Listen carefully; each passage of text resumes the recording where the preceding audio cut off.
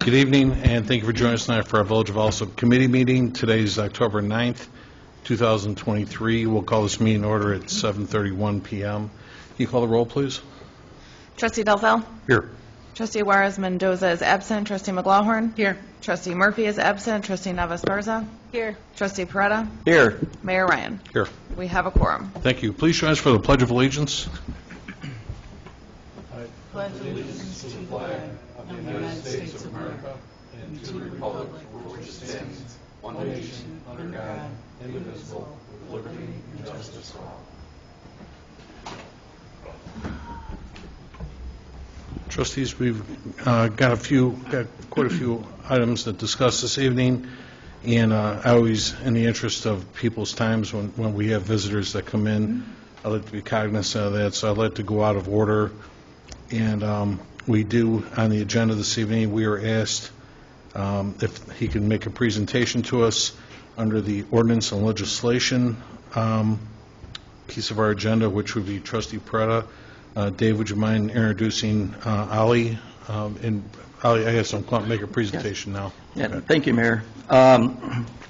This evening we have a presentation from Ali Badadi, owner and educator of Ali's Reptile Den, requesting the village to amend ordinance section 5-1, animals and fowl.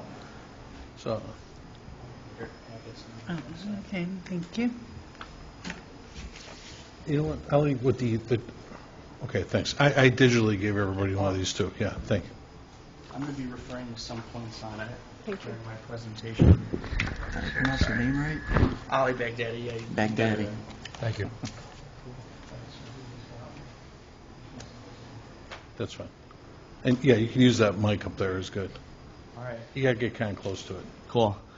Am I good? Yeah. Great. Well, I want to thank you guys for allowing me to speak at your guys' trustee meeting. I want to introduce myself. So, my name is Ali. I'm a lifelong animal enthusiast who, growing up, idolized legendary conservationists like Jungle Jack Hanna, Steve Irwin, Jim Fowler, and many more. Their passion and dedication inspired me to dream big, to follow in their footsteps and make a difference in the world of wildlife conservation. Today, as an adult, my love for these incredible creatures has only grown stronger. I've made it my mission to carry forward the legacies of my heroes by inspiring and educating others about the crucial importance of protecting our planet's diverse biodiversity. Using reptile ambassadors, I create immersive experiences that entertain and educate, just as my childhood idols did. Through these encounters, I aim to raise awareness about responsible care for our planet and its magnificent ecosystems. Join me for an exciting journey to explore the wonders of the reptile world, all while paying tribute to the influential figures who paved the way for passionate conservationists like myself. Together, we can work together towards a better future for these special creatures and their habitat. So, I prepared two small speeches I'd like to give, and then we'll touch on some points in the packet that I created. So, imagine a young child with a curious mind, eager to explore the world of reptiles and develop a deep appreciation for herpetology, the study of amphibians and reptiles. The child's eyes light up with wonder and excitement when they encounter their first snake, a gentle and non-venomous constrictor, perhaps a friendly boa or a python. This initial encounter could be the spark that ignites a lifelong passion for the amazing world of reptiles. However, the ban on constrictor snakes, as it stands, casts a shadow of uncertainty over this child's budding interest. It's important to remember that many constrictor snakes are non-venomous and pose no inherent danger to humans when handled responsibly. Boas, and pythons in particular, are known for their docile nature and are often chosen as pets, precisely because of their gentle disposition. This blanket ban could prevent this young enthusiast and countless others like them from ever experiencing the joy of interacting with these incredible creatures. The ban doesn't distinguish between species or individual temperament. It merely paints all constrictors with the same broad brushstroke. As a result, future herpetologists, wildlife educators, and conservationists may be deterred from pursuing their passions. They might miss the chance to learn valuable lessons about biodiversity, ecosystems, and responsible animal care through hands-on experiences with constrictor snakes. The restriction not only limits personal growth and educational opportunities, but also hampers the potential for individuals to become advocates for these animals and champions of wildlife conservation. Moreover, understanding and appreciating reptiles like constrictors is essential for their conservation. By interacting with these animals in a safe and controlled environment, individuals can foster empathy and develop a sense of responsibility towards their well-being in the wild. So in conclusion, while the intention of regulations is to protect public safety and animal wellness, it's crucial to consider the unintended consequences. A more nuanced approach that distinguishes between species and encourages responsible ownership could both ensure public safety and allow individuals, especially children, to explore and nurture their love for herpetology. This way, we not only safeguard our communities, but also inspire the next generation of reptile enthusiasts and conservationists. Now, this second speech that I prepared kind of goes into the specifics on Section 5.1. So the ban on constrictor snakes is overly broad and could affect many non-venomous, harmless snake species that are constrictors by nature. This ban might prevent reptile enthusiasts from keeping and studying snake species, including very common pet snakes like boas and pythons. Crocodilians, as mentioned in the ordinance, there's no crocodile species that stay under 12 inches in size. This provision is likely based on inaccurate information, making it unenforceable and arbitrary. The ordinance also uses terms as like poisonous, and snakes aren't poisonous. They're some species contain venom. They're venomous. I make that a point because that demonstrates a lack of understanding about the animals. And just generally, the broad language on dangerous animals. The term dangerous animals is vague and open to interpretation. This could potentially be used to ban any reptile, regardless of its actual behavior or risk to public safety, which is not scientifically justified. Another point, in the ordinance, it bans piranha fish, and the inclusion of piranhas in this ordinance is likely based on sensationalism and fear rather than scientific evidence. There's many carnivorous species of fish. Piranhas are just the ones that are in like movies and stuff like that. So they're not inherently more dangerous than any other carnivorous fish. I make that a point because that kind of shows that it's really rooted in fear, because by nature those animals are very shy. And in the U.S., nobody has died from a piranha, and it's so uncommon that there's like no logistics on it. A point that I may trail back to, constrictor snakes, and since they've been documenting attacks and stuff, only 10 people have passed away from snake attacks, and they're very isolated situations where there was animal neglect and other factors that caused it. So, and that figure is even debated because it's often sensationalized. So overall, this ordinance appears to be outdated, poorly informed, and based on misconceptions about reptiles and other animals. It may not serve a clear and valid purpose in terms of public safety or animal welfare. Revisiting and updating such ordinances with input from experts in the field would be advisable to ensure that they are both accurate and fair. So, fear in legislation. Fear, whether rational or irrational, can play a significant role in shaping legislation. One common example is the fear of certain animals, such as reptiles and other exotic species, are often portrayed negatively in media and folklore. While it's natural for humans to have fears, it's essential to recognize that fear alone should not dictate the course of legislation. The fear of animals, particularly reptiles, can result in blanket bans or restrictions that may not align with the actual risks that they pose. So, as illustrated by the ordinance, there are instances where fear has led to the enactment of regulations that ban or restrict ownership of certain animals. While well-intentioned, they're based on outdated perceptions and fail to consider the nuances of animal behavior, individual ownership responsibility, and the welfare for the animals themselves. Such regulations often deserve scrutiny to ensure that they are well-informed and fair. Balancing interests of public safety, animal welfare, and individual rights is a complex endeavor. Legislators must weigh the potential risks of certain animal ownership against the rights of individuals who responsibly care and appreciate these animals. Moreover, the laws should be rooted in scientific evidence and expert advice rather than general fear or anecdotes. So with that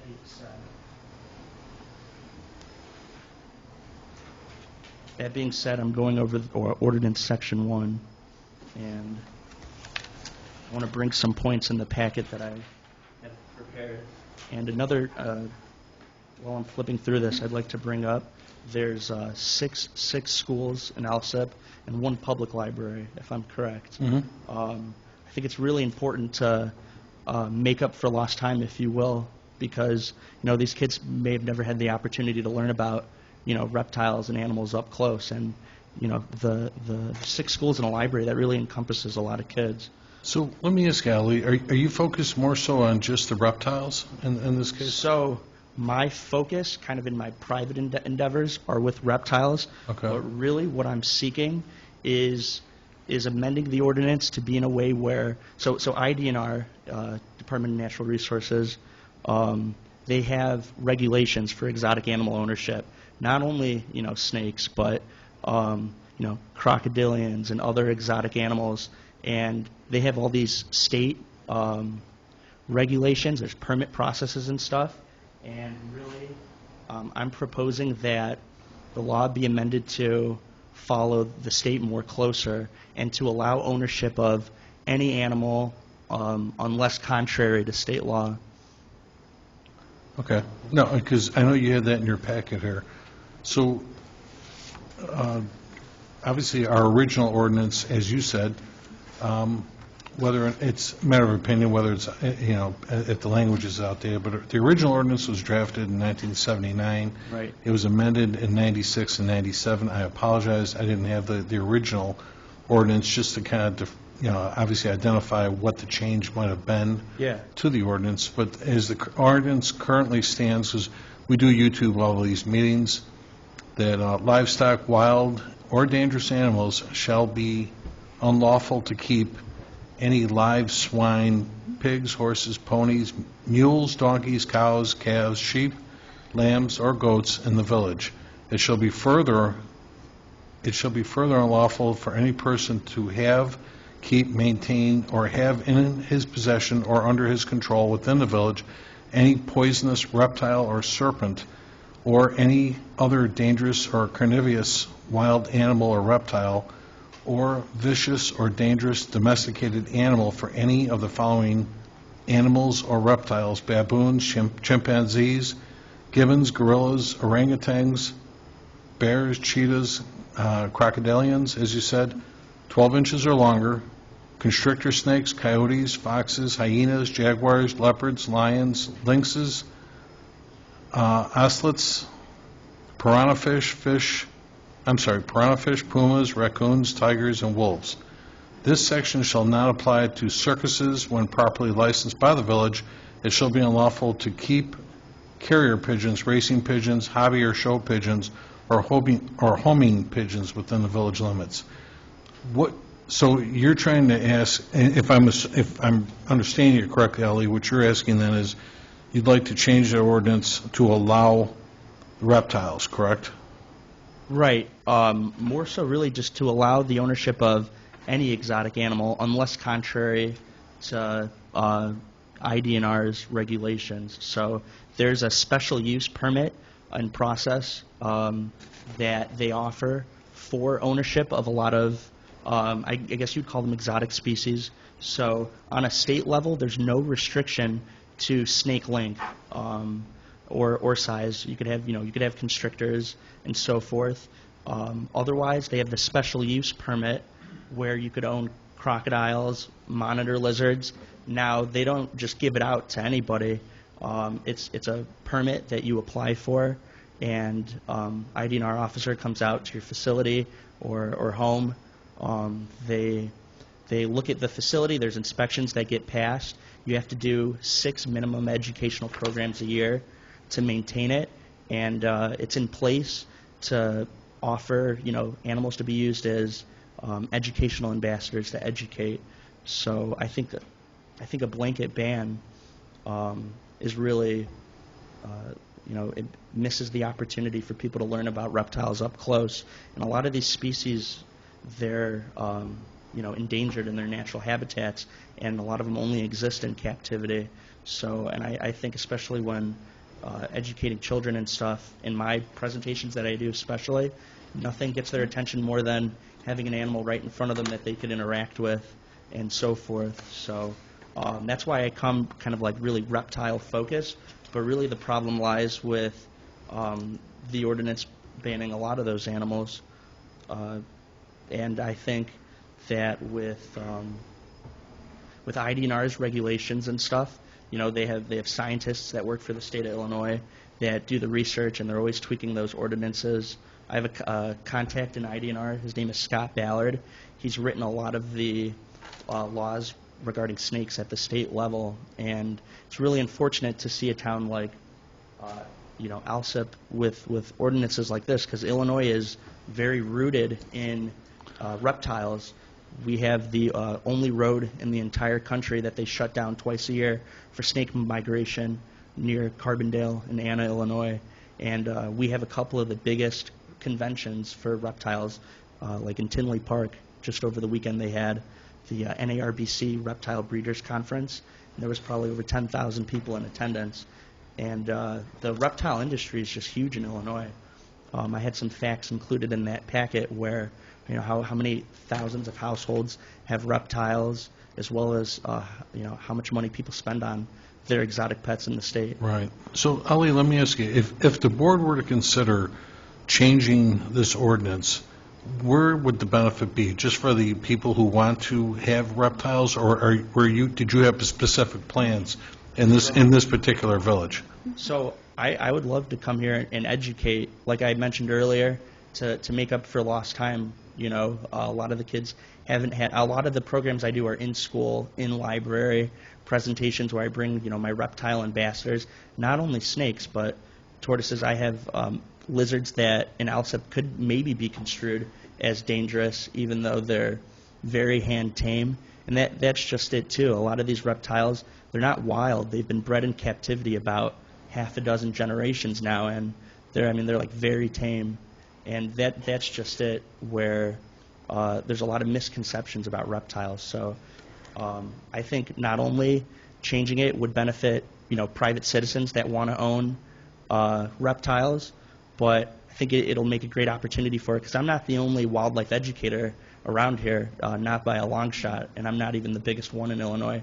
But it would allow, educators like myself to feel safe, coming here and educating people in Alsip, because, as long as I could remember, reptiles have been an interest of kids for generations and generations, even just me growing up.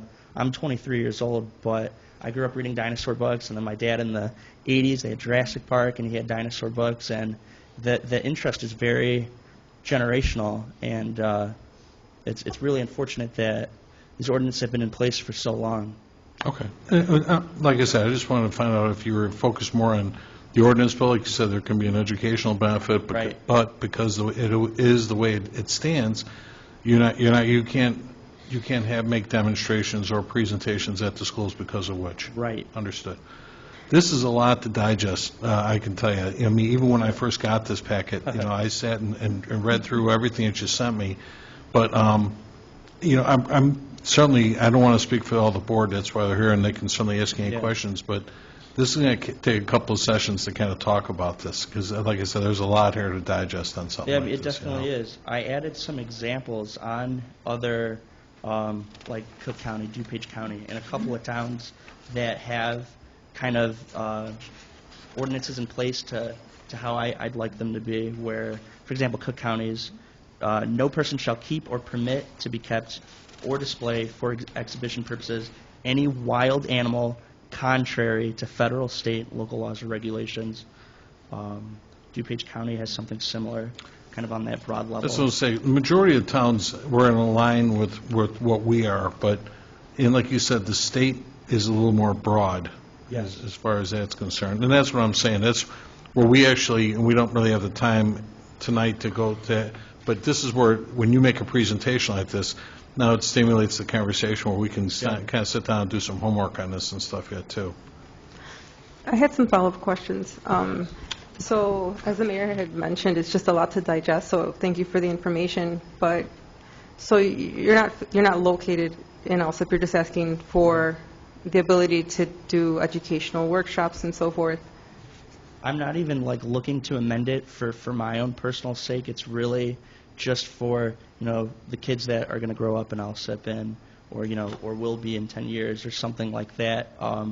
I even in my own presentations that I do with the reptile den, I go into every presentation not really thinking of like what am I going to personally gain, but am I going to talk to the next Steve Irwin or next veterinary doctor or something of that sort. And kind of like a big thing that I do with the reptile den for educational institutions, we're completely budget friendly, just because I think it's that important, to be able to have time to speak to people in a setting like a library or a school, bring reptiles, and we go through a ton of misconceptions about them. Like a lot of people think that snakes are slimy, and just a ton of other kind of misconceptions. So, yeah. Okay, thank you. Trustees, any other questions for Ali right now? Just one quick one. Reptiles are known to have diseases. Is that a fact, or is that a misconception? It's a misconception. So In that's fact, totally false. It's completely false. Reptiles could hardly contract any of like the bacteria that we have. I mean, Like salmonella? no. I mean, no more than a chicken or something. You know what I mean? Mhm. No. The fact is, I mean, reptiles they're very clean. They don't sit in their own filth or anything. I keep a bunch of different species just in my private collection. And they'll use the bathroom on one side of the enclosure. They'll move to the other side. So they're smart. And honestly, so I have a 10-foot Burmese python. He's 16 years old. He's over 50 pounds. His name's Starburst, and he was actually a classroom pet many years ago. And he outgrew the classroom. And I rescued him. Most of the animals I use are rescues. And just a lot of people think that. And a lot of people are afraid of him, and he's like a snake you could scratch under the chin. I have a tegu lizard that walks with my dog and cat. It's like the same size. And the truth is, these animals are super docile. They're not wild caught. And I'm fortunate enough that through my ventures doing educational shows, that I even have some endangered animals that I'm permitted for. I have a western hognose snake that would be banned under these ordinances to bring here, but the truth is they're endangered in Illinois. They're essentially like functionally extinct. They really only exist. They exist in other states, but in Illinois, western hognose they're endangered. And through permits, I've been able to own a hatchling. I have a hatchling that I recently acquired, and that really starts a conversation when I could get that animal in classrooms with kids, and for a lot of these kids, they'll never see that animal, anywhere else, really. Some of the animals that I show, they don't even exhibit in the zoo, and these shows are so important to bring to schools and libraries because it takes that glass away, that viewing glass that you'd be in front of at the zoo otherwise, and you could put your hands on a reptile and hold them, and I could, really explain, and it's the best tool to educate. So. No, understood. And obviously, it was a very good presentation, Ali. I mean, obviously, you have a lot of passion in this. Absolutely. Too, So, if you would, please, and that's why I know you were speaking more to my assistant the whole time. I've had a full plate all week, but I certainly sat and read all that. Thank And you. I said, no, by all means, ask him if you'd like to make a presentation. Give us a few weeks to look at this, seriously. Well, we meet every couple of weeks like this in committee, where we can talk about this, and I'd be happy to, let's revisit this in 2 weeks, okay, please? Yeah, I would love to. And let's see if the board wants to look further into this or not and stuff Great. then, too, okay? But I'd like to afford them a couple of weeks to really look at this and Absolutely. stuff, too, okay? If any of you, I gave you guys my business card, Sure. the email on there. Should you need any other information, I respond very quickly. So. Okay. Thanks much, Ali, I appreciate it. Thank you. We'll go back to our agenda this evening, and thanks, folks, for coming out with them tonight, too. Officers' reports, I did just send, I had a lot going on today, but I did just before the meeting, I sent our finance director, so I'll have a report on this. Thanks, Ollie. I'll have a report on this when we meet again. just make sure we're getting we're doing pretty well upstairs with our new finance department. She changed to some personnel around recently. We released one of the contractors that we had upstairs, and we still have the other person there for right now. She was not able to secure a second person that the board agreed to do with the caliber, or let's say, I don't want to say caliber, with the skill set that she was looking for yet too, that nobody's available at this time. So I asked her to please send me an update on the finance department, our FY22 audit, also with the additional work taking place. The board, we need to see more budget to actual spending reports. And she said she just got our second quarter OPEB trust investment, so I'll get that to everybody. I haven't seen that statement yet. Also, we need to, we're going to look at some investment holding ideas. PFM, who manages our OPEB, PFM manages our investment, but like I said at last week's meeting, our last meeting, I was talking about they feel a third-party like a plan administrator would be ideal, not the village to act as a plan administrator. PFM was going to send some recommendations. I'm waiting to see where those are at, but I haven't gotten those yet. But I gave her a list of things that and I had a staff meeting about a week or so ago, and I told staff as well that we're going to reestablish, because we were in the middle of new personnel upstairs, we didn't focus as much on our appropriation budget for our 5-year capital needs. I'm going to reestablish the 5-year capital need plan. I want to establish a capital needs budget. I want to qualify a lending institution. We talked about for possibly with the pumper truck. Chief Szynski, who were you suggesting? Were you talking about Standard, the folks we used last time? That's for testing. That was what? That's for testing for firefighter Standard. Oh, no, not Standard. I thought it was It was something loose. I thought it was Standard. No. Standard, something like that. I gave Maria the contact number that we used before. Okay.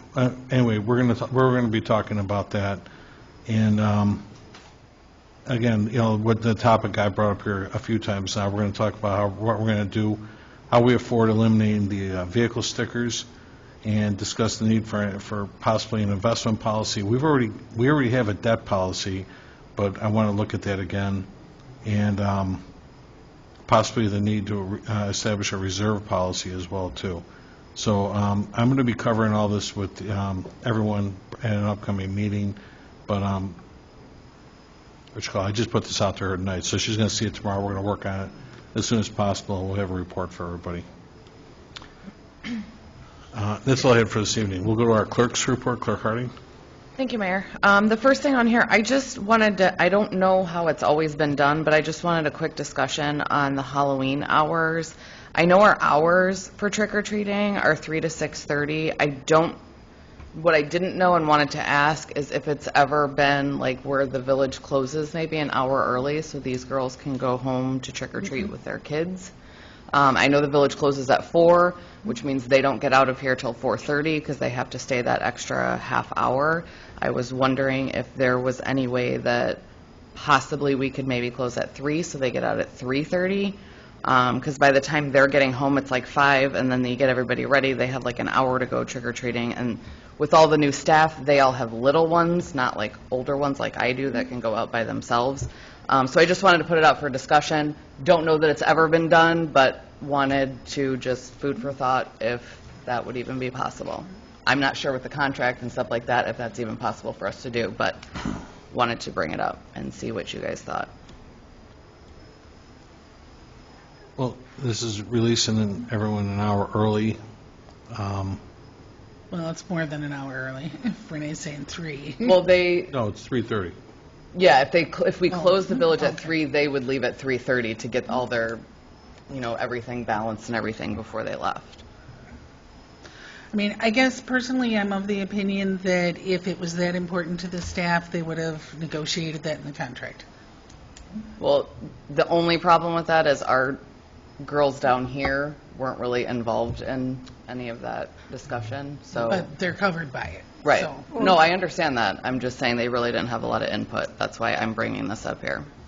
Or there's also, could they use personal time, PTO, like to get an hour? They probably could, but all of them can't, obviously. And I know there's several events now, more than when I was a kid, like trunk and treats and so forth throughout the weekend and that. And I know that there's so many additional holidays that we don't get off, like today. I think Yeah. it's Indigenous Peoples Day, and we're here. Right. So I think it is a hard line to kind of draw, but I wouldn't be in favor of closing Village Hall early on Halloween. And the problem is that you're not treating people the same. So there's people in the same collective bargaining union that wouldn't receive that benefit. So you've got people work in the police and the fire departments, and they don't have that opportunity. Are you asking for Public Works as well and the Water Department? Well, I'm, like we've done before on occasions when Village Hall closes early for whatever it might be, like, it would be like that similar situation. So if Village Hall is closed, then anyone at Public Works that works till 4, obviously, that would pertain to them as well. In the past, though, we've had that for some of the holiday parties, and Right. those people have Right. been invited. So, I mean, everyone had the opportunity to similarly situate themselves, whereas this wouldn't work that way. Yeah, the Public Works, it's actually in their contract, they work 7 to 3:30 every day, so they're out here by 3:30. Right. I'm just saying, we don't have anybody here late. Right, but if you're allowing a small portion of those people to sit there and to get an additional hour off, do we do that additional hour off for all of our employees? No, understood, yeah. And, it kind of defeats it, too, with even switching it for the day to come in. Let's just say, even if you came in early, there's really nobody here at 7 a.m. to service. Exactly. Too, so. And, I mean, it would be nice to be able to do that, but if they have time that they can utilize, maybe not all people can do it this year, but maybe next year, then they get an opportunity. And those people that received that opportunity this year, they would be the ones who would stay behind and manage. But Right. Okay. That's, That, yeah, so I would say it probably wouldn't even need a consensus. It didn't Okay. sound like it was going to. the only other thing I had was the presentation of the October 2nd, 2023 board meeting minutes. All right, thank you. We didn't have an engineer this evening. Public forum, anyone in the audience wish to address the board tonight? Hey, Dan. Good evening, everybody. Your Honor. evening. Now, though this didn't happen in Alsip, it happened in Chicago, and you'll get my meaning when I state it. Just say if you're in the towing business and you're going to repossess a car, can you or can you not call the police to have somebody on scene when the vehicle is hooked up? I'm thinking about that 27-year-old Navy veteran who was murdered. I'm sorry I didn't hear about that, Dan, but typically the recovery companies will come in here to let us know that they're going to recover it. Law Rick used to be a enforcement can't policeman. It's a civil process. Right. They'll make us aware of it so that we don't respond to a car theft in progress call. So that's a requirement, is that they have to let us know, submit the proper paperwork, and be licensed as a repossessor. But it's a civil process. Police officers cannot be involved in the civil process. Yeah, they come in all the time to let us know if they're going to repossess a car, or should, let us know. But I see them here quite often doing that kind of thing. But as Trustee Dalzell said, he used to be a policeman here, and we don't necessarily intervene in that. We don't work for those folks and stuff like that, for their effort. And I'm sorry I didn't hear about that with the gentleman that was killed. And one more thing, I think Mr. Baghdadi gave me ammunition for this one. I told you guys before, I'm a baby boomer, so when children in school wanted to know something like that and their teachers wanted them to be interested in it, It was a person who was called Dr. Lester Fisher Yep. of the Lincoln Park Zoo. And we would have field days at the zoo where our teachers would lay out if we were talking about reptiles or the regular zoo animals. But that was under a controlled atmosphere. Children to learn that. Oh, these reptile shows are getting huge. I was at a block party last year in Mount Greenwood, and all police and fire out there, and all their kids and all this kind of thing. And yeah, they bring out these reptile shows with the snakes and iguanas and everything else, and it's an amazing experience for them. It's a controlled environment, you know. But I get where he's saying that the ordinance doesn't allow for such, and certainly I'll just speak for myself. I'm open-minded enough to understand, you know, that maybe there's a need for it, but certainly it's not just my call, which is why I want him to speak to everybody else. Thank you. Oh, no worries. I tell you what, Mr. Smoot, back in the day, I'll just go back to the 80s, and I was probably 26, 27 years old, and I actually knew two women that lived downtown in different apartments, but they had 8-foot boa constrictors for pets, and really they were harmless. I mean, when I first saw it, yeah, I was stunned. You know, I am very urbanized, you know, but it's like, as he pointed out, there's certainly a nature and there's a need for education all the time, and I think it's great that he's willing to step up to promote more of that idea. So. And he was correct too, because I grew up, loving dinosaurs. And in fact, before I left home and came down here, I saw a 1956 movie, Godzilla, King of the Monsters. So Yeah, no, I get you. Thank you. No, and I'll even chime in on that topic. This was several years ago, but my son convinced his kindergarten class at Lane School to adopt a boa constrictor as their class pet. Wow. They didn't physically adopt it, but I mean, there was like voting and campaigning, and he convinced the class that they needed to choose the boa constrictor. It's interesting, you know, and it makes for a great topic of discussion between kids, especially when they don't know anything about it, they can learn about it and stuff here, too.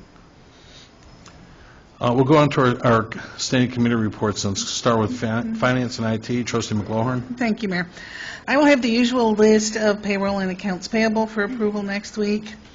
And then next we have a request to amend the fiscal year 24 budget.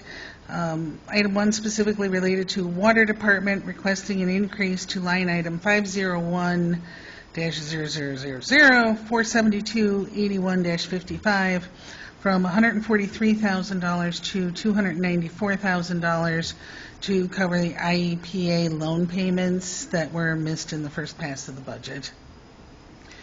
And then item number 2, I actually think we need to discuss further, but second request is for Road and Bridges requesting an additional $970,000 to replace the roof on the Public Works garage. Personally, like when it comes to that particular item, and since we don't have any support or anything in the packet, I think we potentially need to go out to bid and get legitimate prices and or make a decision if it's something we actually want to move forward on before we go ahead and make this modification. This is almost like putting the cart before the horse. Well, I would agree with you because, in fact, I spoke to Superintendent Frater, and he's off for the next 2 weeks. But I agree with you. I'd like to get a roof consultant in here to confirm, you know, if that's what we're looking at. Because we were carrying that budget item for the last couple of years at 500, Right. and now it almost doubled. And So to say $1 million roof Yeah. just seems No, crazy. I'm going to, you know, I should, let me get some more details, because this just happened the other day. This just happened on Thursday, I think, so, that, with this request. Okay. So let me talk to like maybe a roofing consultant. You know, you're not making any promises, but we need a spec of some type to give us a ballpark idea what this thing will really cost. I don't know that Mike has that. I think he's going by figures that maybe somebody gave him, and I haven't been privy to a deep conversation. He has not been available for about a week. Right. Yeah, because the other side, I mean, you know, are there alternatives? I mean, I know we've had issues with the roof, and like you said, it's been on the list for a couple of years already, but I was at the garage on Thursday, and you could see a little bit of, not damage, but you can see water marks where that roof is leaking and stuff. And Rogers had roof companies out putting patches on it here and there, but the patches just aren't enough anymore then, too. But I agree with you, just to look at a roof, it's not like a half a mile in every direction, but, you know, it's like $1 million for a roof seems kind of pretty pricey. And certainly an RFP will speak to that yet, too. But we need a spec anyway to tell the roofers what they're going to, what they're doing. Yeah, and I think with all of that and potentially, you know, going out to bid will give us a better idea, because I don't want to, say, throw out $970,000 in the budget and have it come back at only $600 and/or come back at $1.3 million. You know, we're to just throw a number out for the sake of throwing a number out. I think we need to do our diligence first. Yeah, I don't think anybody here would deny that the need for an RFP, it has to be RFP anyway, because it's going to be over $20,000 certainly. You know, we got to solicit bids. You know what? Just rather than waiting another week, just ask the board for to vote on, hey, permission to go out for an RFP. I will. I'll talk with Mike. I can speak to him by phone, but let me see if I can get some sort of guidance with dimensions and stuff like that, and we'll get an overview to go out to RFP. You know, in other words, I'm going to draft an RFP. I'll have somebody draft an RFP, get it to the board, and we'll approve the RFP to go out for price. We don't have to buy it today, you know, but we need to know what we're going to spend. So, yes. Because the other side of it, too, is we need to know how we're going to fund it. That's what I'm saying, right. I mean, And we need to find out what all the requirements are, what the need is. I mean, I know that you said that there's some leaks, which is bad, but No, I agree, and that's what when I was reading off my list, that's what I had on here is how we Justify no roof. how do we purchase that and stuff in too. Mayor, is that roof a flat roof? Yes. Okay. I mean, I've seen a lot of them taken care of by membranes. So, like membrane over and Yeah, I'm not sure, you know, and again, when I'm told I'm sure it's been re-roofed at least once. You know, that was built, what, 1974, trustee, or 76, 76? Yeah. So it's been roofed at least once. no, I believe it was twice. after that. Twice. Yeah, at least twice. These roofs only last like, what, 20 years, Yeah, I know right? once was under when Vince was director that it was done then. Okay. I'm sure it was done before that. Anyway, I'm going to get an RFP together to share with you folks, and I'll probably do that this week. I'll get it going. Mayor, has there been any thought of turning that roof into a green roof, like the city of Chicago does to a lot of their buildings downtown? I Is haven't- it possible? I mean, just a thought. You can't because it leaks. I can, trustee, it's a great question, and, you know, we have seen some even grant ideas for green roofs yet, too. So we just haven't been we haven't really been afforded a space to do that. Sometimes, even like the roofs here, there's so much activity on these roofs over here, it's ridiculous. There's rooftops all over the place on the roof. Over there, yeah, I'm going to say yes. There might be a little more availability, but there's actually an office up there, too, for a weather station and some other things, too. So I can ask. I'll see if it's applicable. All right. But anyway, I'll work on getting us an RFP so we have a better understanding what the cost that's going to be. We don't have to necessarily buy it today, but as I said in my report, I want to talk to finance on how we afford that, too. Trustee, anything else? no, that's all I have under Okay, finance this thanks. evening there. Then we'll go to the fire committee report. Trustee Dalzell? There's a request to switch committee assignments with the committee member of the fire committee, chief.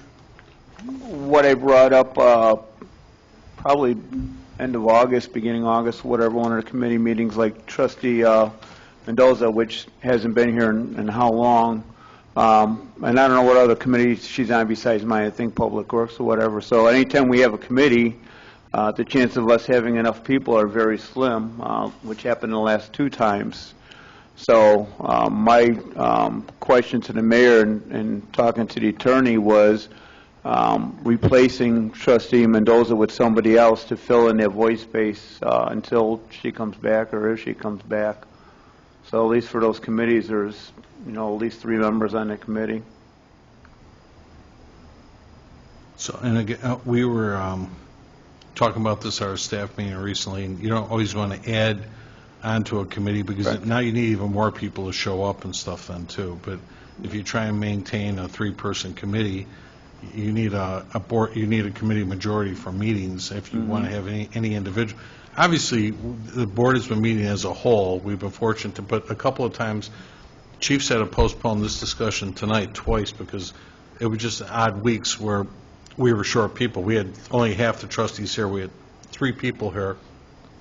And especially with major purchase to discuss, that's a hard thing to do, is have a discussion with only half a board. So I don't know that switching the trustee would make that much of a difference, because we could always run into the same problem, but still 3 people showed up or missed a meeting. Well, I mean, the aspect of calling just the singular committee members, especially when you're talking about a sizable purchase, to me, it would be more advisable to do it as a committee of the whole. Oh, absolutely. You're going to have more people involved, and it's going to be presented to that entire committee regardless. Oh, I'm with you. It's a hard win, and it was just that we were twice that the chief went to present. And even tonight, Chief, we're still short 2 folks tonight. I know Trustee, for work purposes, Trustee Murphy's hung up tonight. They put him on like a night shift at a hospital someplace, so he's hung up on that tonight and stuff yet too. But yeah, now we're just a little bit better than half the board, but we got to start this discussion at some point. I think we stand at this time, as Trustee Dalzell said, especially for something like this, unless somebody wants, and that's another hard part, is unfortunately we can't speak, because every one of these committees could have the same type of issue that you had, but we're just going to have to push for a hardwood, committee of the whole to keep this conversation moving. Yeah, I would suggest that we do the committee of the whole in order to facilitate matters such as this that are pressing, and certainly if any trustee would like to serve on the committee, they can add that to their repertoire. I would ask at this time then to waive that number 1 at this time, so we can keep moving the conversation then too. Let's try and push the committee of the whole, because again, this is a big conversation on this.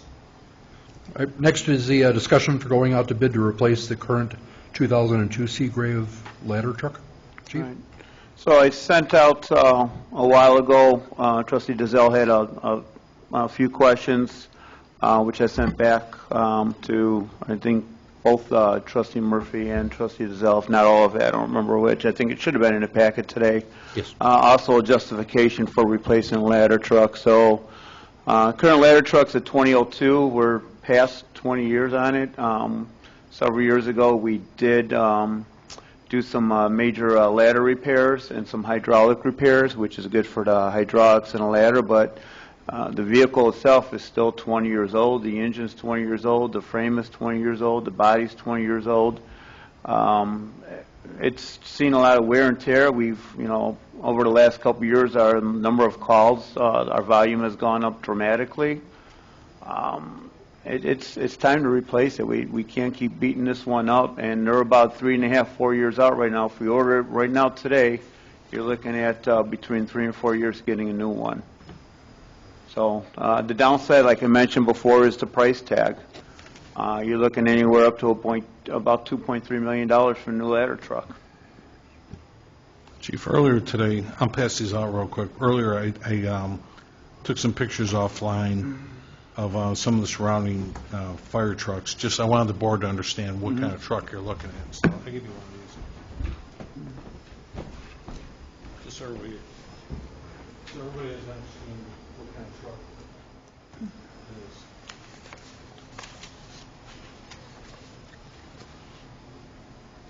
Thank you. Thank you. Chief, pass that out. Just wanted to show the difference between what we have and the power, if everybody has that.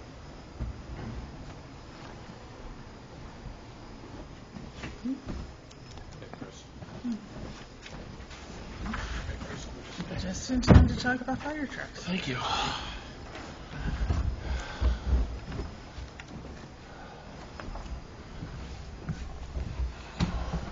Trustee Murphy, thank you.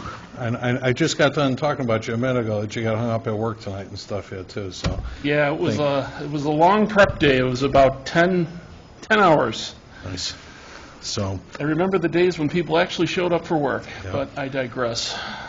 so Trustee Murphy, you're the, Trustee Dalzell was spearheading the committee meeting, or the committee speaking to this Got to- fire truck. We just started this discussion on the fire truck here.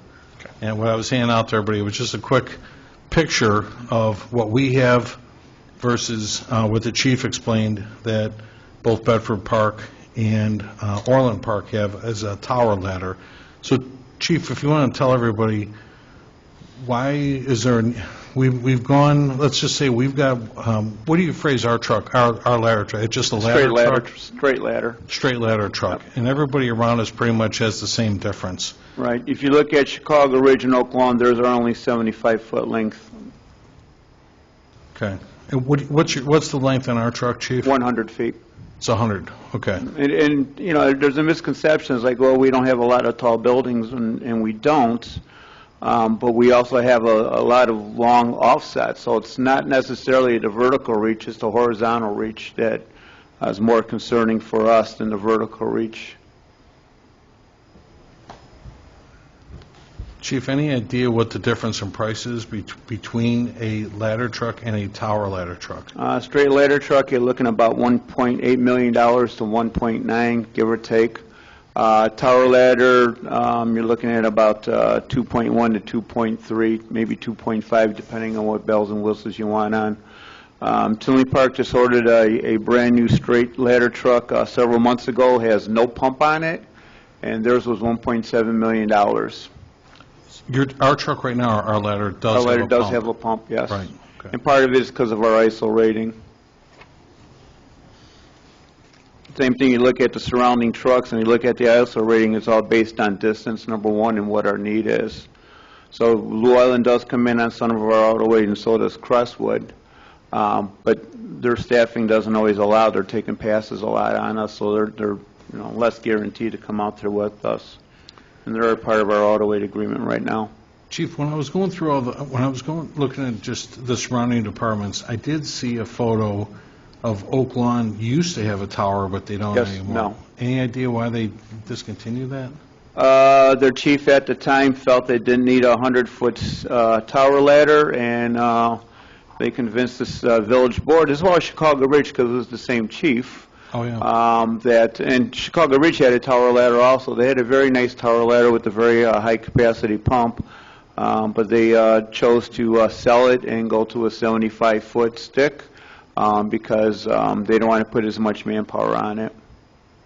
Is that when George Sheets was chief? Yeah. Yeah. And he was trying to get Oak Lawn to reduce to three-person companies instead of the four, which cost them millions of dollars, and because of they violated a contract over, I don't know how many years, 10 years or so.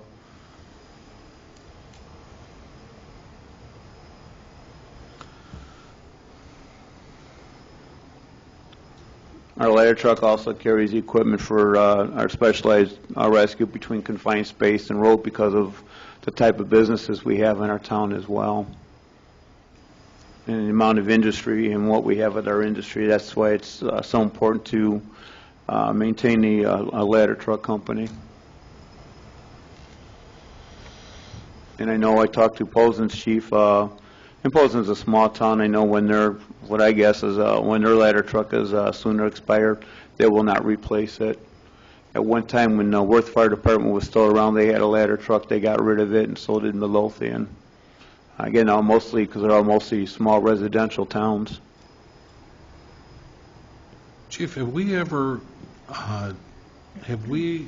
called Orland Park or Bedford Park to assist with that tower? Yeah, they're on our box alarms. And tell everybody what that means again, too. So our initial call, our initial fire is a still alarm. It's just our department and one other auto aid department, which is adjoining towns. If we get a working fire, then we have more adjoining towns. When you go to a box alarm, it's more resources, more folks, and it's usually from a farther distance. So if you look at Orland Park, their closest tower ladder is right off 151st and LaGrange Road. Bedford Park's tower ladder, I believe, comes off of 73rd and 73rd Street in Oak Park. I think that's where they have their tower ladder at.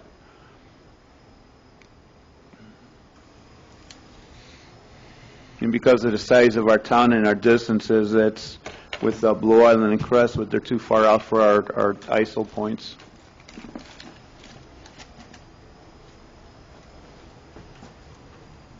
So our original, if you look at the history of it, our original ladder truck was an 85-foot tower ladder, and that was right after they built, which used to be the Best Western at Crouching Lane, which is now the Doubletree.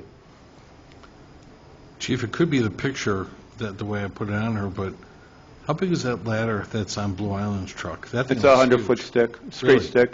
It's a mid-mount. Right, instead of the back? Instead of a rear mount, yeah. So it Okay. takes up, there's more real estate to it, which I don't know how it fits through a lot of the streets in Blue Island because those are tight. That's what I'm saying. When you look Yeah. at the back end of that thing, it's got dual axles and everything, and there's Yep, still that's- plenty of real estate behind them. That's what our original tower ladder was on, the same type of chassis, except with the basket hanging off of it, which made it another 4 feet longer. So, And certainly, these two trucks that, Orland and Bedford Park have, these are monsters. yeah, you know. and I mean, Bedford's the same way. Bedford's a lot of industry. Oh, yeah. They still have a snorkel, I mean, so again, there are a lot of high capacity. Why Orland needs 2 tower ladders, I think it's just because Orland has the money to buy 2 tower ladders. They've got 2, huh? Yeah, Station 1 and Station 4 both have tower ladders. Wow.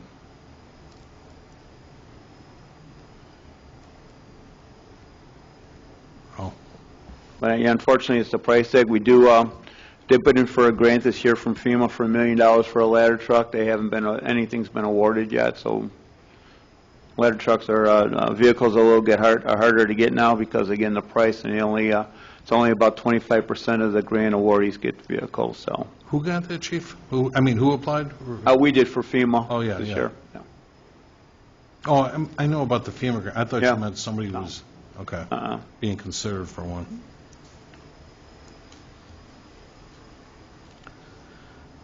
So, I don't know, Chief, I don't want to dominate the conversation here, but, give us an example where that tower would come in handy. All of our apartment buildings are 3-story apartment buildings with the larger setbacks. Some of the heritage ones, some of off of Central Park, off of Alpine, some of our industrial buildings, Grief Brothers. Because you can't drive these trucks up on the lawn. They're too heavy and never. We have a lot of setbacks with a lot of our businesses. Yeah.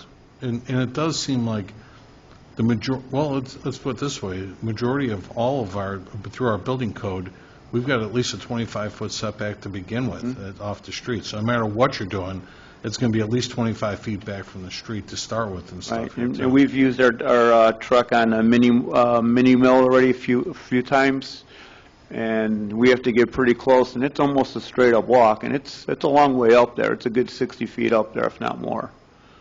So, There's the potential we have in our town, it's needed. If we are, and I said this before, if we're all residential, our whole world in the fire service would be different, but unfortunately, we're not. We're too heavy in commercial and industrial, which is a good thing, but it also means that we have to change our resources of what we require. Yeah, because it seems like I'm just obviously I'm on these streets every day looking at the different things, but yeah, a lot of our apartment complexes are well past 25 feet too. Even here, like down the street or at the Orchard View Apartments and stuff, those there's no way you're going to get a ladder truck up again. They're sprinklered though, right? Those buildings? No, They're not.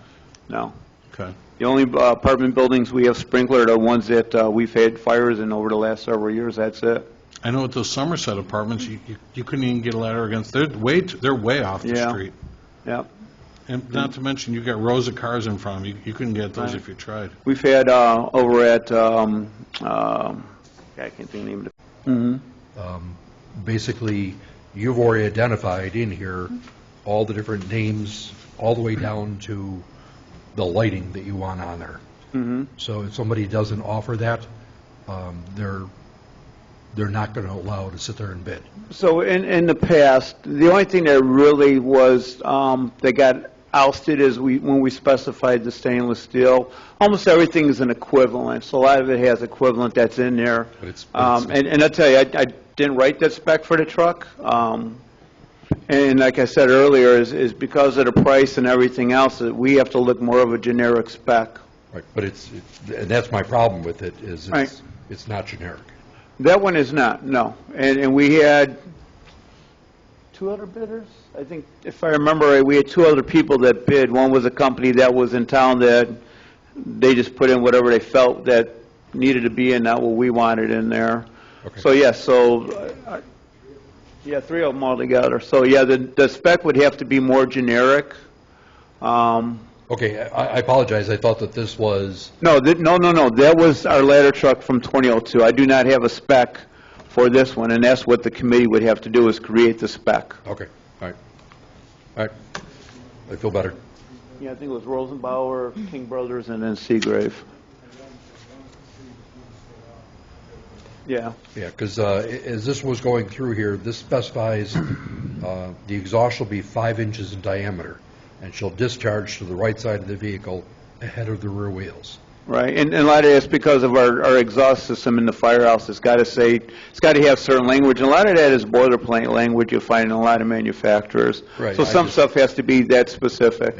Yeah, but if it had a 5 1/4 inch, we're going to sit there and deny it. I don't know if anybody would make 5 1/4. I mean, I know what you're Being saying, facetious, right? but- Yeah. Yeah, it's just, Yeah. some of these things here just really seemed like it was painting it into a box. Yeah, some of it's very detailed, some of it is boilerplate, some of it is standardized language.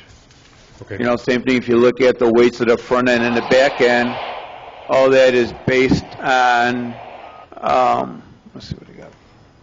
All that is based on, all the weights have to coincide with the body weights and everything else, so, you know, it depends on the material that's used for the body.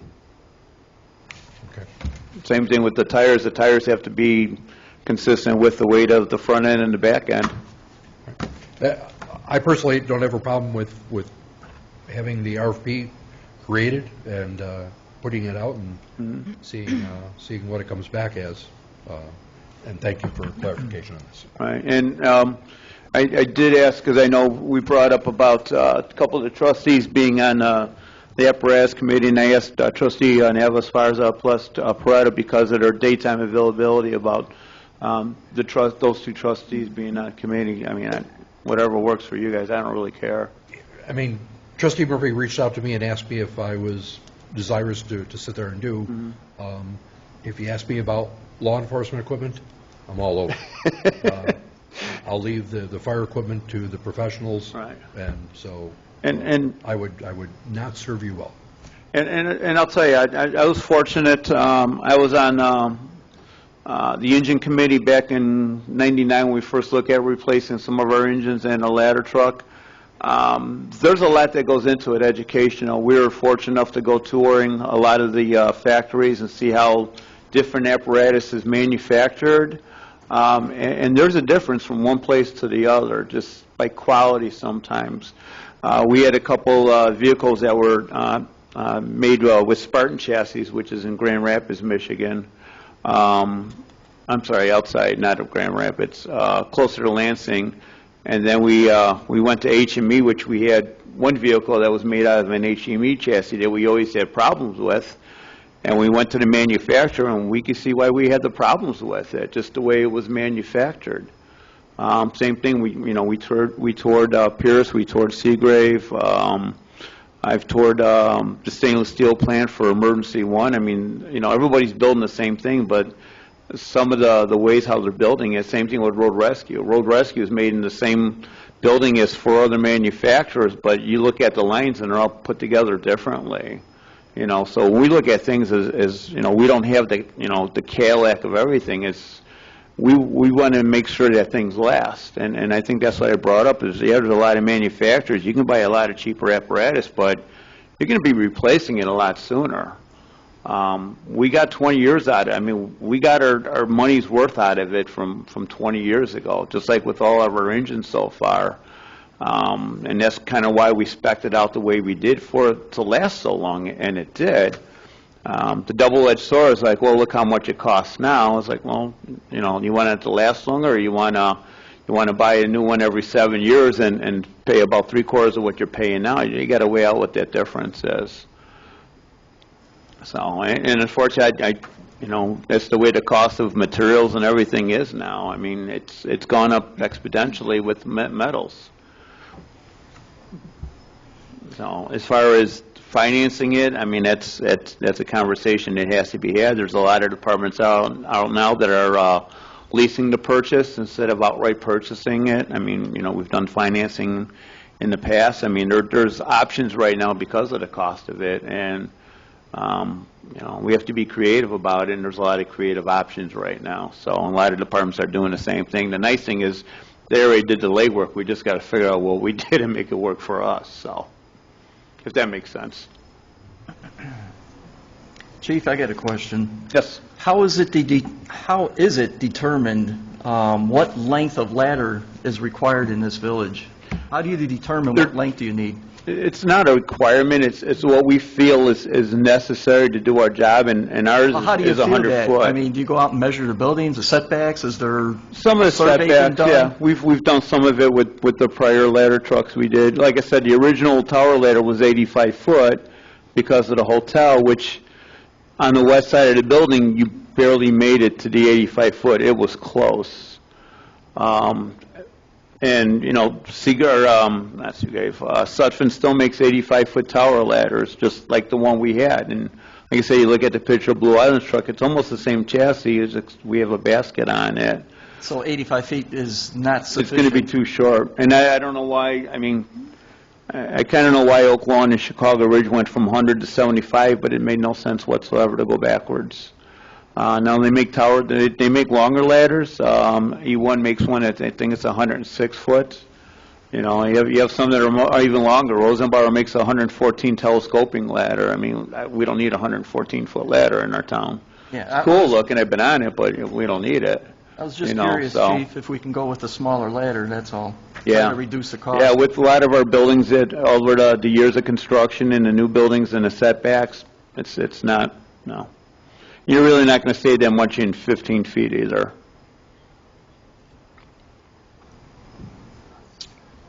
Okay. So unfortunately, my middle name is Budget, and I got to look at budgets all the Oh, time. absolutely. I totally get that. From where I sit, you know, it's my job. I have to maintain this. So, Chief, you know, certainly we're doing our best to keep up with the demand. Obviously, this year we picked up a road rescue for $250,000. We picked up a new ambulance for $250,000. We ordered a new pumper truck that, Chief, when's that supposed to be ready again? Too? April. Yeah. For roughly $800,000. And when would we have to buy another ambulance? We have one on order right now. That's right. Yeah, we have one on order that When's that hopefully coming out? should be here towards the end of next year. I'm hoping. So, like I said, we had the ambulance, we had the road rescue, you got a pumper, and we'll have, what's, the new ambulance coming out, what's that, about 270? No, yeah, a little bit below that, yeah. Okay. Because it's got the power load and the power cot, and those All right. prices went up. So, 260 on that. And Yeah. then, when's the next pumper truck got to come up again? Probably got to talk about it in the next 2 years. I mean, the one we have right now is a 2016. It's due up in 2026, but with the way they were running the squad, we'll pick up a few extra years on it. It's still in really good shape. When we get this pumper coming in, are we retiring the 12? No, we're retiring the 2000 pumper. The 2000? Yeah, our original Seagrave. Because we bought one in 12. Yep, right? that's Station 1's engine, right? So that's the next one to get retired. Correct. The front line at Station 2 is a 2006. The 2000 is a reserve engine right now.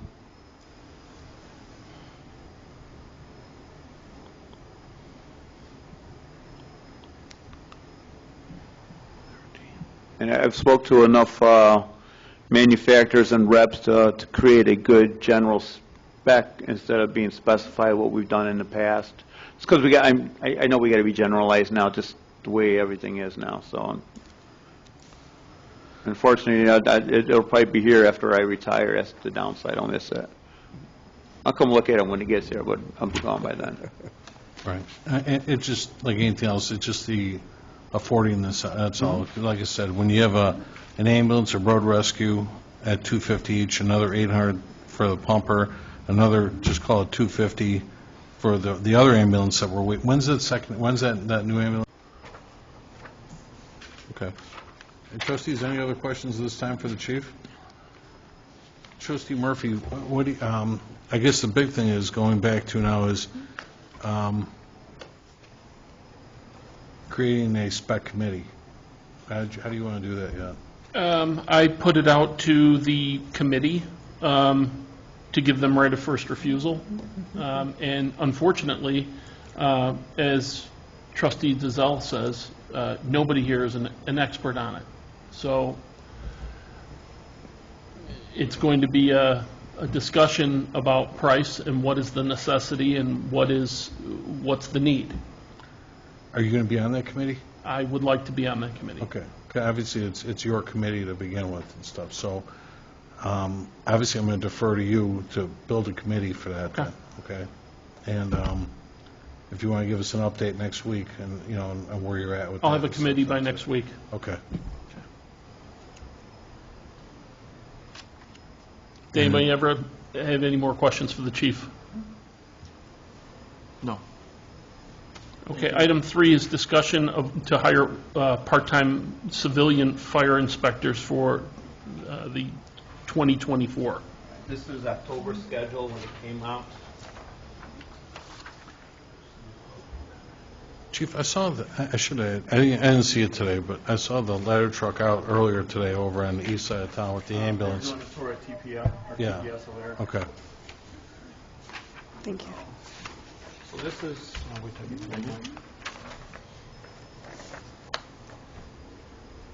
I brought this up a while ago about hiring part-time civilian inspectors to supplement our firefighters, because we're just not getting the people. So this is October schedule when it first came up. Now, I know a few other people picked up some days, so there are some more days that are on there. We have roughly between 850 and 900 businesses every year to inspect, and another 450 apartment buildings. As of last week, we're about 564 in businesses. Out of the 898 that we have registered right now, so we're almost 300 short, and we're coming to the end of the season. We've had changes in people over the last couple, this year I should say. We have one firefighter, that's one of our inspectors. He's been off injured since January. I'm not sure what his status is going to be in the next couple months. We had 2 other firefighters who's had brand new babies, so on their off days, they're playing Mr. Mom while their wives go to work. Again, save some money on daycare, so they can only pick up a couple days. We have one firefighter who's a program manager for a class at University of Illinois Fire Service Institute. So when those classes come up, that person's not available usually for a month at a time. So it's been a lot of erratic over the last several months, and then we had a few people that just, it wasn't for them and they dropped out of it. So we still got to maintain inspections. We still got to do these every year, and we've already had this discussion. We do bill for inspections, so we make up the cost for what it costs for the inspections anyway. I'm just looking for a couple just to supplement the days that our guys can't go out.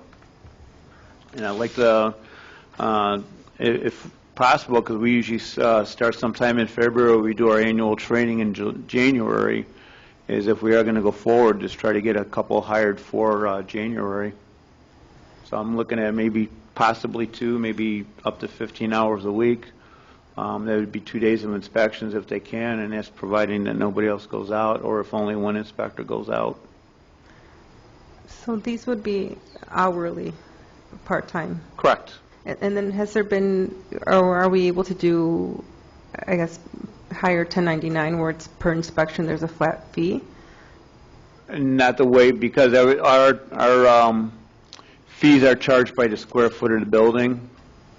So you can't do it like the building department does. It'd have to be hourly.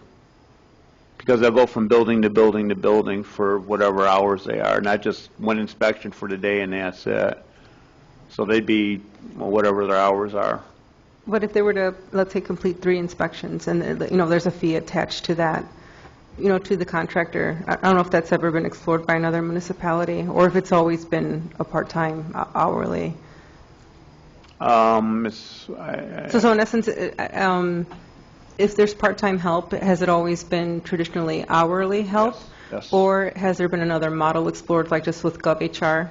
I don't think anybody's been 1099. I don't know what the building department does. That I don't know, but I know their inspections are different because they might just call them out for one inspection or one business. Okay. Where ours are constantly out for whatever hours they want to put in, plus the size of the building is how we charge by square footage. Okay. So if the part-timer scheduled himself for the day, and there was only a inspection, the inspection only lasted an hour. There's not just such thing as, they were off a serpentine list, so it's all the businesses. So, and then there's reinspection, which is usually 30 days after that. So, yeah, you just don't go out and do one inspection. It's wherever you're at on the list, you just keep going where you're at. So, and our inspectors usually go out from between 4 and 6 hours a day. Do they schedule them with the business ahead of time? Some of them, some of the larger ones, they will. Most of them, you don't need to schedule ahead. It's like Reef Brothers, you'd schedule ahead. Swaporama. So a lot of the larger ones we have to schedule ahead. But the smaller ones, no, we don't have to. Only a handful. I'm just thinking if you're a business owner, it might be rather inconvenient if you don't have the time to sit there and to... If it comes down to that, if we go there and they say, hey, I don't have time for you right now, they'll skip it and go to another one and ask them when they come back. So and that's a rarity, but it does happen occasionally.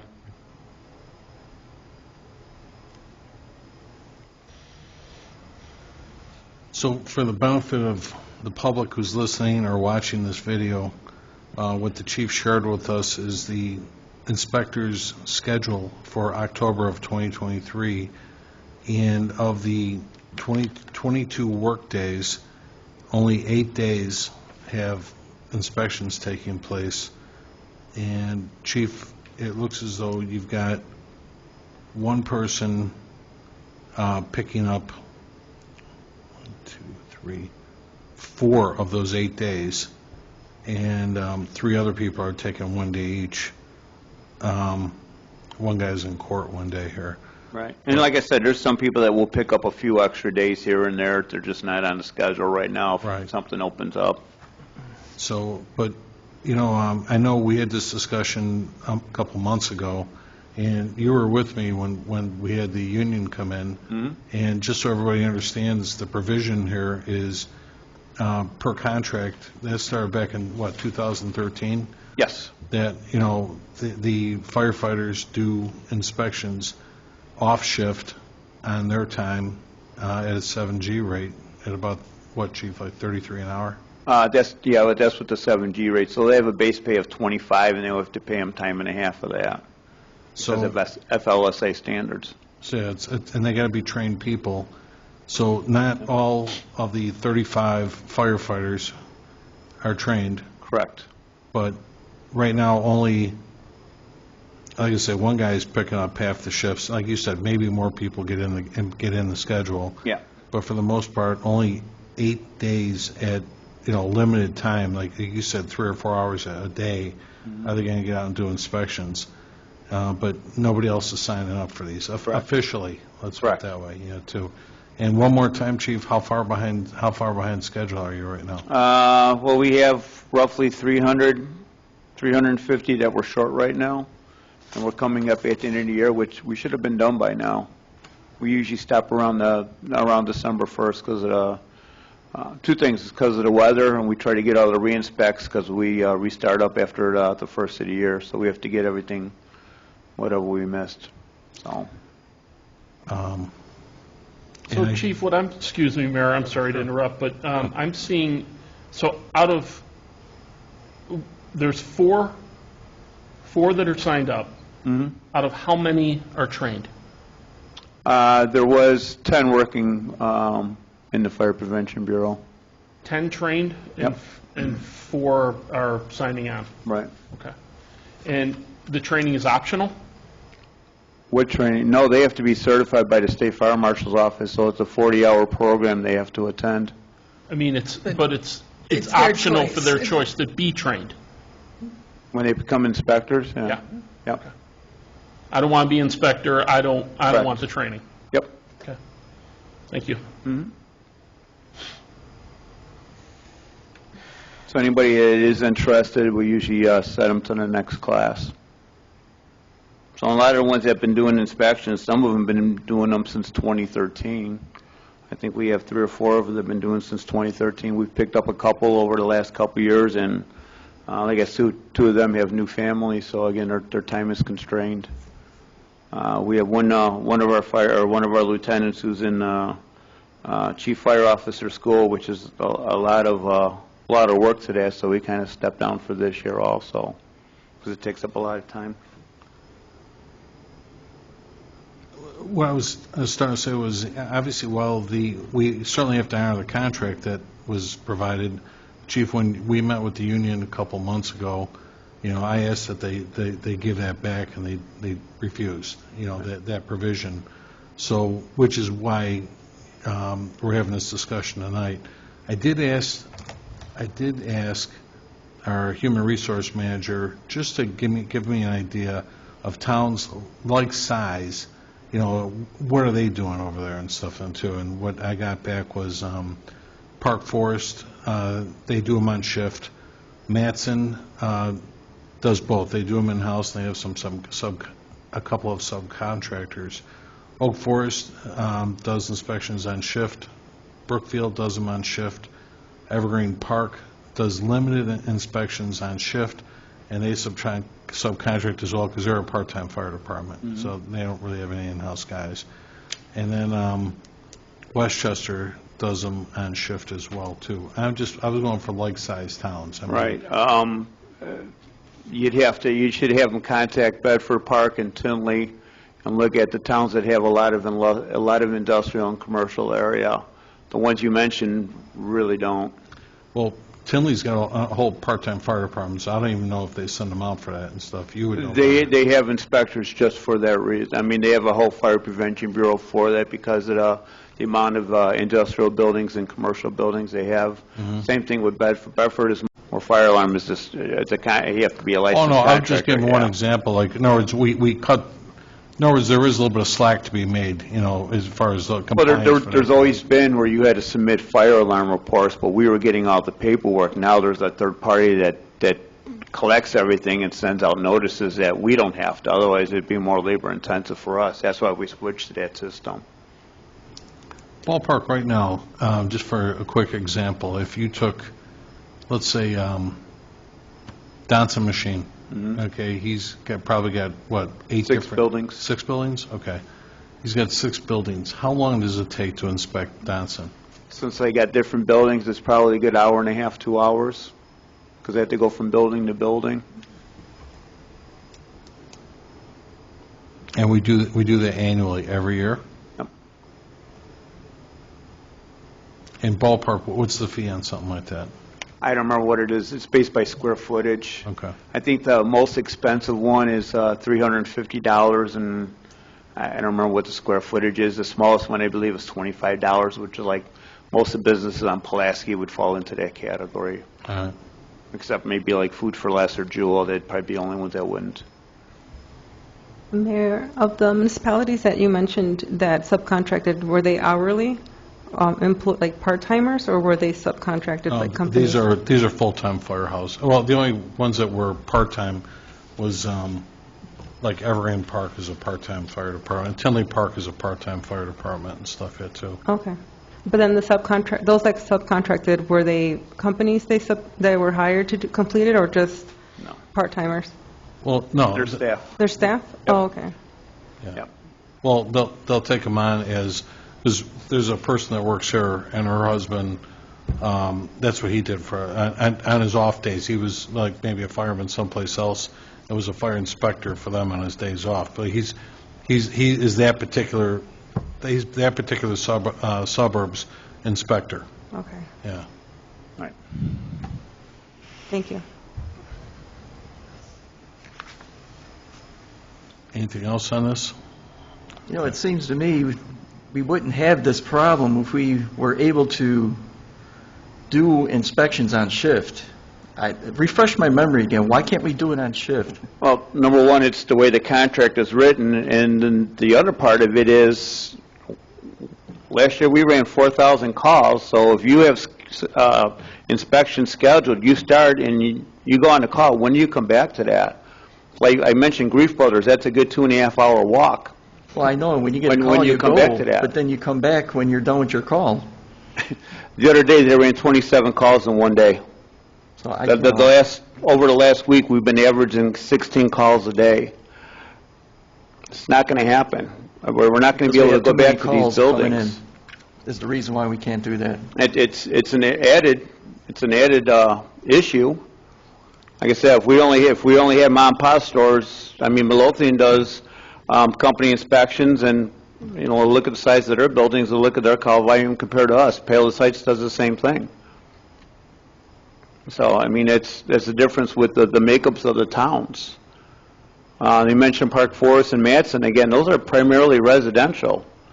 They have some businesses, but they don't have any large industrial areas. You look at us, anything west of Station 2 is all industry. That's 1.5 miles by almost another mile. And then come over here in Station 1. I mean, we got industry all over the place, and then you throw the apartment buildings in there as well. So it's a lot of work if you want to plan. Downers Grove does company inspections. They got 5 firehouses. They got 5 stations, so they can take a company out for one, half of a day and do inspections. We don't have that luxury. So yeah, our town is very unique because of what we have. It's a good, unique problem to have, but there's some challenges, and this is one of them. At one time, we used to have 3 inspectors. They would go out for time and a half, 8 hours a day, and they got them all done in 3.5, 4 months. But that's all they did, and they did it off duty at time and a half. All right, thank you, Chief.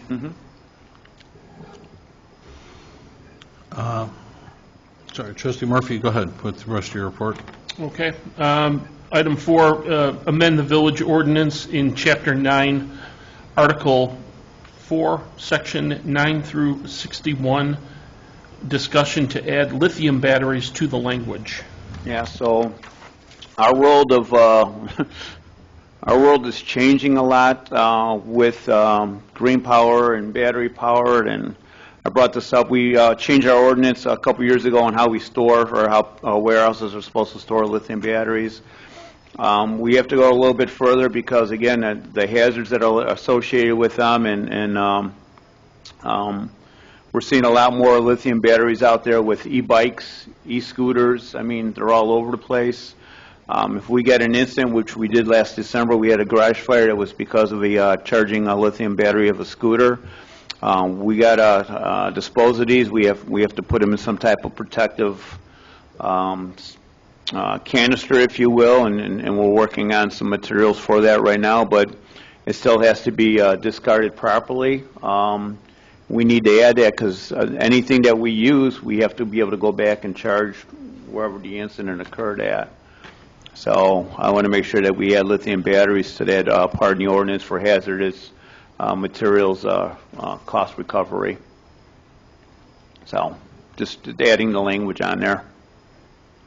Hopefully whenever we have it, New York City, they're running into a huge problem right now because they just, there ain't many houses in New York. Everything's apartments, and everybody's got to store all their stuff in there. And they've had a couple times where they've had 7 fires in one day, all involving e-batteries, lithium-ion batteries for the scooters and stuff. So I want to get us ahead of it.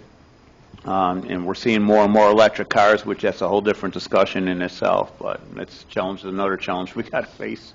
So Chief, we're working on that. What typically what size of lithium-ion battery is typically causing the fires?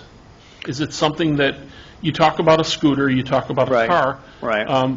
Is there cause for concern if you have this lithium-ion battery charging in your garage for your trimmer or your... Potentially, yes, and that's what, the things that are causing it is, number one, is how old the batteries are, number one. Number two, people just aren't gentle, and these things are designed to be gently, they're not designed to be roughed around. So what happens typically is a lot of times if they get beat up a lot is they start damaging the case, now they start compressing the battery, starts to overheat. The third part of that is they use a charger that is not designed for that. And those, I think that's the biggest cause right now is people using chargers that wasn't designed for it. Same thing with your cell phones. You know, when you buy a cell phone, you're giving a specific charger for it. What happens when that cable goes out? You go to whatever the nearest store is and buy the cheapest cable, and also now you're trying to figure out why your phone keeps getting hot all the time. Is because you're charging it at a different rate of what it was designed for. We had an apartment a couple years ago right off 120th place. A lady had her laptop just like this sitting on the floor, and battery just burst in flames. We're like, we didn't have an apartment fire. Good thing her kid was quick enough to grab a pot of water and throw a pot of water on it. So we're seeing more and more of these. We're seeing a lot more accidents that are out there with it as well. So I want to make sure we're prepared for it. So, Chief, if we get like a lithium battery that catches fire and you got to dispose of it, I didn't see the number here in the packet, but what are you looking to charge somebody to dispose of it? Whatever our cost is. So there's a product called Cell Block out there. It's a material that actually goes on it, and you're not going to stop the thermal runaway, but at least you'll stop some of the impact because of it, and then we can throw it in a container, and it will stay in that container, and just keep running, the thermal runaway in there, and then I'll have to have a disposal company come take care of it, but we want to make sure we replace our materials that we use afterwards. Understood, but we don't have an actual dollar figure on this yet. No, I'm waiting for quotes for what the material cost. Okay. So I just want to get ahead of it, just like we did with the solar panels. Okay. Did anyone have any other questions?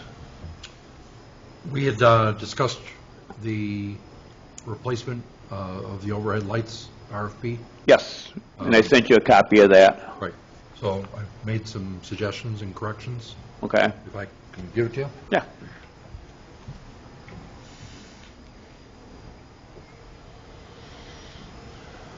Thank you. Trustee Murphy, anything else? No, that's all I have, sir. Okay, thank you. We'll move on with our reports. Police and Traffic Safety, Trustee Dalzell. Nothing for tonight's meeting, Mayor. Thank you. Okay. Public Work and Boat Launch Committee. No report tonight, Mayor. All right. Sewer and Water, Trustee Nava-Esparza. No report, Mayor. Okay. Building and Health, Trustee Parada.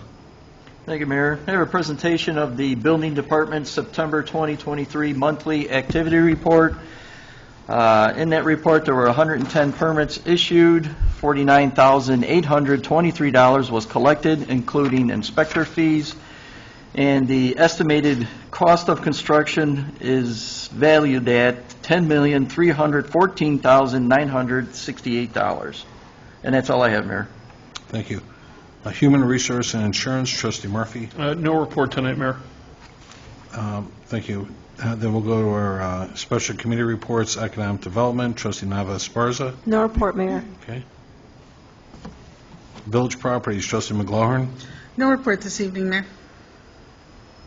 Trustee, I was actually working with Police Chief Miller, and I'm identifying spots right now for the FUSIS considerations for cameras and stuff on too.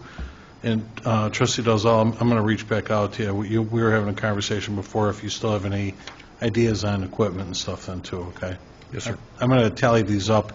Within the next 2 days, I'll get back with you. Okay. And then ordinance and legislation, we already covered that. Trustee Parada, anything else you want to add to that report or no? Nothing else, Mayor. Okay. And then we'll go to Planning and Zoning and Licenses Committee. Thank you, Mayor. I have a presentation of a list of licenses dated September 25th of 2023 through October 9th of 2023. And within those lists of licenses, some of these have already been brought up in the past. However, we can signing off on the licenses here. So officially welcome Jerk 48 to Alsip, which is, I know you went to the ribbon cutting, located at 12037 South Pulaski. We had previously had a planning and zoning here. This went through planning and zoning for approval, but Anointed Child Development taking over the daycare center at 11840 South LaPorte. And finally, and I'm going to butcher this, but La Michoacana de los Reyes. Said it good. Ice cream parlor You got opening it. at 11953 South Pulaski.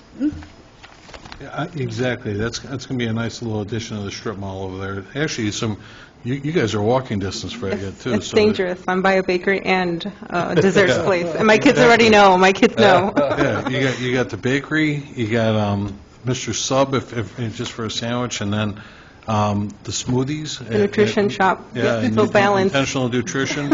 And then you want to kill yourself after that and go get an ice cream before you go back home then too, So A healthy smoothie and then a dessert smoothie. exactly.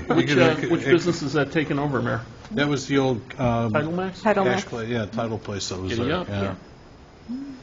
Yeah, that was a great choice for that. That's a nice spot. It's all oriented all the way across. So. It's within walking distance. I'm sure residents will be happy. Yeah, mine, exactly. my Right. house too, so that's scary. I'll see you there. Did anybody have any presentations, petitions, or communications they wanted to share? I just have one, if Go you ahead. don't mind. I just wanted to make an announcement that this year is the 20th anniversary for the Alsip Falcons football and cheer program, and we have our last home game Sunday, October 15th, where we are going to have vendors out there, past board members announcing games, bake sales, shout-outs. There's a taco truck, raffle baskets. It's open to anyone that wants to come. Our games are from 9 a.m. to 3 p.m., so we'll be out there till about 5 p.m. At Sears Park. So like I said, anyone is welcome. There's a ton of things going on that day if you have nothing better to do. I know the mayor said he was going to stop up there and watch some football. And that's all I had. I just had one other update, just related to garbage collection issues. I've been in contact with the mayor's office, and I think Mayor Ryan said that he does have a pending meeting with Republic regarding issues east of Pulaski, south of 119th, just with missed collections for streets in that area. And that's just the update that I have. Okay, thank you. And then, please, if anybody's available this Wednesday at 11 a.m., we're going to do the dedication of the Mary Schmidt Community Sanctuary over at the boat launch. So if anybody's available, please join us. And we'll be out there at 11 o'clock. And Mary's going to be in town. I think she might have came in town today or tomorrow, but she'll be here for that presentation. Anybody have any unfinished business? Any new business? Then can I get a motion to adjourn? So moved. Second. All in favor? Aye. Thank you. We'll adjourn this meeting at 9:19 p.m. Please enjoy the rest of your night. Thanks.